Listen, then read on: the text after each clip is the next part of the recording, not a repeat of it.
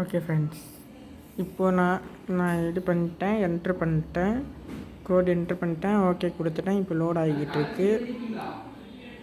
இப்போ பேக்கப் சீலேருந்து எடுக்கும். இப்போது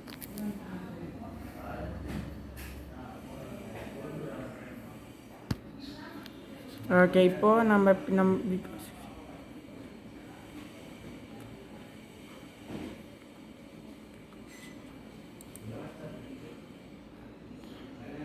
ஓகே ஃப்ரெண்ட்ஸ், நான் பின் செட்டப் பண்ணணும். இதெல்லாம் நார்மல் தான். புதுசாக இது பண்ணும்போது எப்போவுமே இது கேட்குறது தான். ஓகேவா? ஸோ அதனால்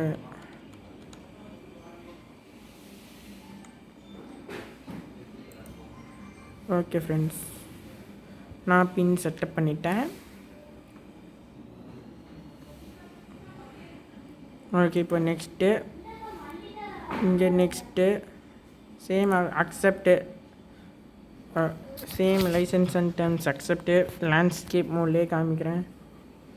okay, file Yashwantraj last backup. நான் பழைய பேக்கப் வச்சுருந்ததுனால டேரெக்டாக அதுவே இதாகிடுச்சு. ஓகேவா? இந்த மாதிரி நீங்களும் பேக்கப் வச்சுக்கிட்டீங்க அப்படின்னாக்கா உங்களுக்கு இந்த பிரச்சனையும் உங்களுக்கு வராது. ஓகேவா ஃப்ரெண்ட்ஸ்? அதுக்காக தான் நான் சொல்கிறது, எப்பயுமே பேக்கப் வச்சுக்கிட்டு பண்ணுங்கன்னு. ஏன்னா சம்டைம்ஸ் அப்கிரேட் பண்ணாதுங்கிறனால நம்ம டேட்டாஸ் இது பண்ணிட்டு பண்ணுவோம். ஸோ அதனால் நம்ம பேக்கப் பண்ணி வச்சுக்கிட்டோம் அப்படின்னாக்கா சேம் அதே பழைய டேட்டாவே நம்ம எடுத்து கொண்டு வந்துடலாம் இங்கே. அதனால தான்